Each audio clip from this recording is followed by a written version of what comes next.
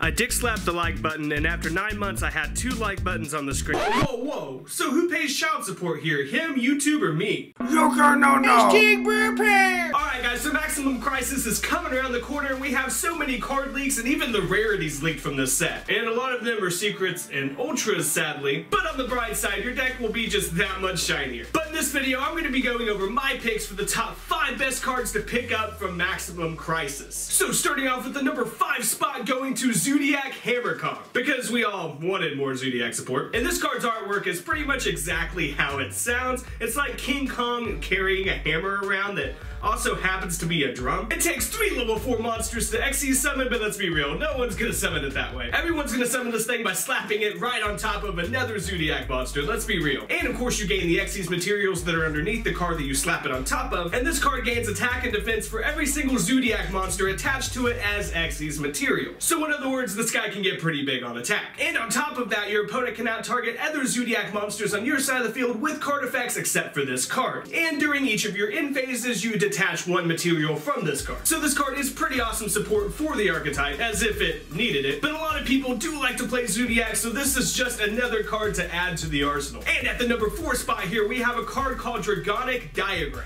And this is a field spell, so you can search it out with Terraform. It reads, all true King and all true Dracos gain 300 attack and defense. And it states the first time that a true King or a true Draco would be destroyed by battle, it is not. So it's going to be really hard to swing over these guys, so you gotta spin them, bounce them, destroy them, something. And its last effect states that once per turn you can destroy 1 card on your side of the field or in your hand. And if you do add 1 true Draco or true King card from your deck to your hand. So on top of everything else that I've just discussed, it also is a search card. And by destroying a card in your hand, you can splash, I don't know, Cosmos in the deck. Very similar to how Cosmos used to play Fire King Island, you know, it's the same concept. So yeah, to make a very long discussion short here, if you are playing true Dracos or true Kings, this card is a staple. And this next spell card might be my favorite card out of this set, because I guess I'm the only one that didn't absolutely hate Pendulums. It is a normal spell card called Duelist Alliance, which is actually pretty cool because Pendulums came out in Duelist Alliance, so you see the joke here. Or is it a conspiracy? But its effect states if there's a card in the Pendulum zone, add 1 Pendulum monster or spell or trap card with the word Pendulum in its name from your deck to your hand. Like, this is an excellent search card, you guys. This is going to help Pendulum decks a lot, especially after, you know, they got neutered with, you know, the announcement of Link summoning, because you can search out Odd Eyes Pendulum Dragon, you can search out Luster Pendulum, and of course you can search out Pendulum Call, pitch a card, and then search your scales, which is really good. Oh, that's not good. It can't even search Pendulum Machine. So I can actually see this card keeping life in Pendulum decks, which is going to be really fun. And probably my next favorite out of this set is Tornado Dragon. And that is because I love generic rank 4 monsters because they give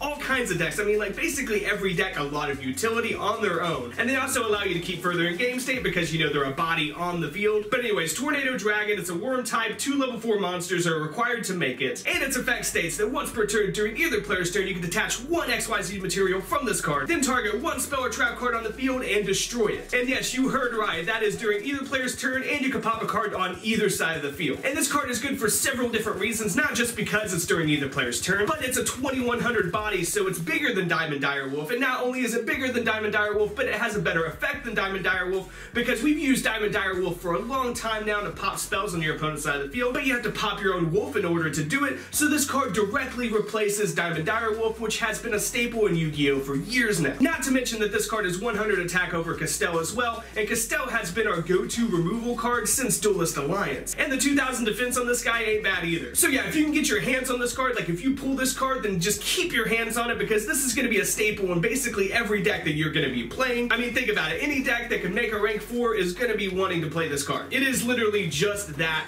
good. But it is not as good as the number 1 spot on this countdown, because this next card is really broken. And the number 1 spot on this countdown is Ash Blossom or Ghost Ash, whatever you want to call it. And it's a hand trap that states you can discard this card to basically negate anything. I mean, not really everything, but just hold on. When a card or effect that is activated that adds a card from the deck to the hand, you can negate that. When a card or effect that is activated that would special summon from the deck, you can negate that. And lastly, any card or effect that would send cards from the deck to the graveyard, you can negate that as well. But wait. You can only activate its effect once per turn.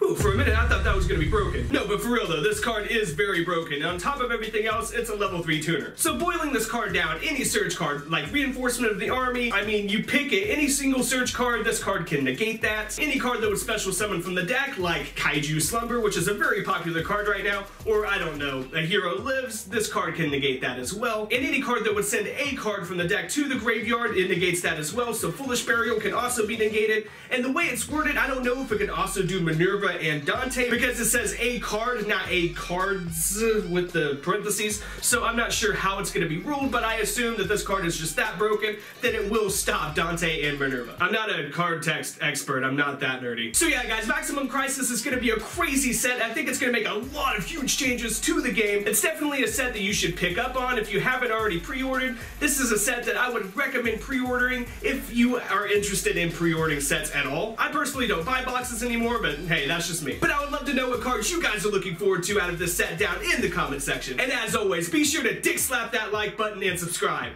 And don't sue me for child support.